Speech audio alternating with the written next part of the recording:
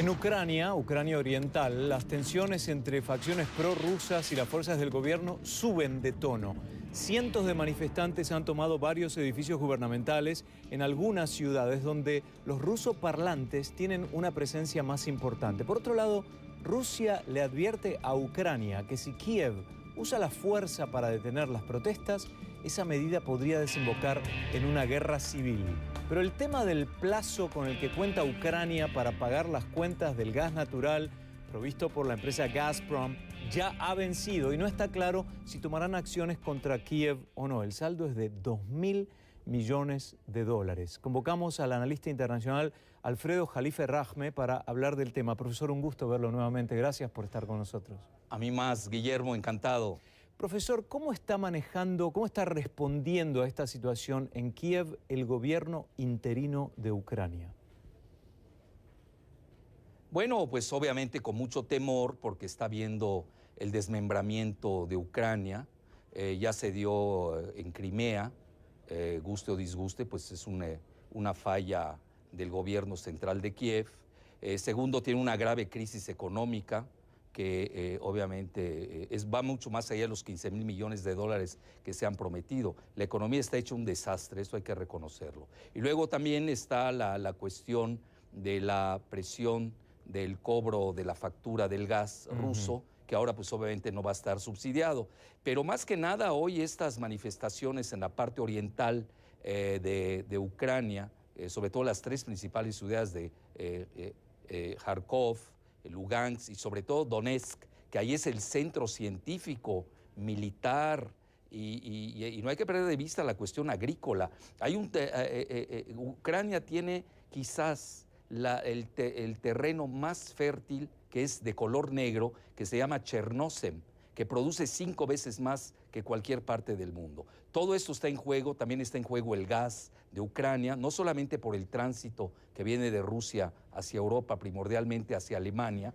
El tránsito a Ucrania es de 60%, la dependencia de Ucrania es de 60%, y la importación de Alemania es de 60%, sino también el shale gas, que está alrededor de Crimea. Entonces son muchos factores, pero esto no hay que tampoco ser tan dramáticos. Yo veo que hay un acomodamiento que se está dando entre Estados Unidos y Rusia, y lo han escrito. ¿Acomodamiento en qué sentido, profesor? Bueno, muy buena pregunta. Como lo ha escrito, lo ha explayado David Ignatius en The Washington Post, citando a Brzezinski, el ex asesor de seguridad nacional de Carter, y Henry Kissinger, la neutralidad de Ucrania.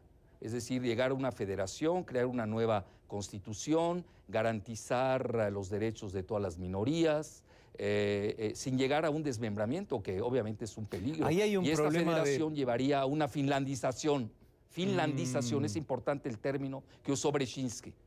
Es decir, que no entre la OTAN a Ucrania. Entonces, tendríamos un nuevo muro de Berlín, nada más que este muro se traslada a Kiev. Ahora, los elementos importantes para marcar acá son el tema del idioma y también lo que puede manejar Vladimir Putin, lo que puede provocar pasiva-agresivamente desde Rusia con esta gente que habla ruso y que está en territorio ucraniano. Entonces, este pedido para un referéndum, particularmente en Donetsk, ¿cuán grande será el apoyo que recibirá esta idea?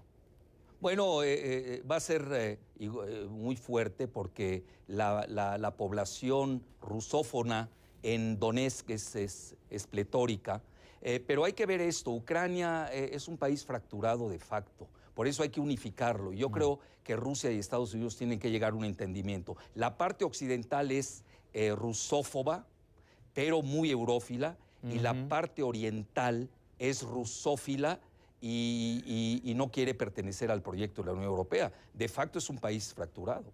Me gustaría ver ahora la situación de Ucrania con respecto a Europa. Ahora que estamos hablando justamente de esto de pro-Europa y anti-europeo, la proyección de este conflicto con respecto a Europa, y quiero que lo relacione con el tema de Gazprom, el hecho que pasa esa línea que provee de gas para no solo Ucrania, sino para el resto de Europa. Bueno, sobre todo Alemania, ¿no? Aquí yo creo que el factor, también Europa está fracturada en relación a Rusia, porque hay muchos negocios. No perdamos de vista que el principal socio comercial de Rusia en estos momentos es Alemania. Tienen una codependencia, eso es una realidad. Luego tenemos los oligarcas ucranianos tienen depositado su dinero en Londres, y no es poco dinero. Luego tenemos que Francia le vende un cierto tipo de armamento sofisticado a Rusia. Hay mucha interdependencia. Yo entiendo perfectamente que la periferia de Rusia, que vivió bajo la féruda de la Unión Soviética, sea más radical. No quieren regresar a ese pasado totalitario. Pero aquí ya estamos en la fase geoeconómica del siglo XXI y yo creo que los países están viendo ya sus intereses. Por eso no es lo mismo la postura de Polonia que la postura de Alemania. Es decir, estamos hablando de intereses diametralmente opuestos. Y naturalmente también está el juego de Estados Unidos, en donde no hay que perder de vista el factor chino. Yo creo que un error, y eso lo conocen muy bien los europeos, si empujan demasiado a Rusia, se arroja a los brazos de China, que hoy, por cierto, es la gran triunfadora en este conflicto entre Estados Unidos, la Unión Europea y Rusia. Profesor, todo un compendio la entrevista de hoy, ¿eh? Le agradezco por enriquecer el programa. Realmente estos comentarios nos dan a nosotros una plataforma para pensar la situación de Ucrania desde otro punto de vista. Gracias, profesor Alfredo. Sí, es muy complejo. Yo creo que es la nueva fractura del siglo XXI. Es el nuevo muro de Berlín. Interesantísimo. Gracias, profesor. Buenas noches. Encantado, Guillermo. Placer.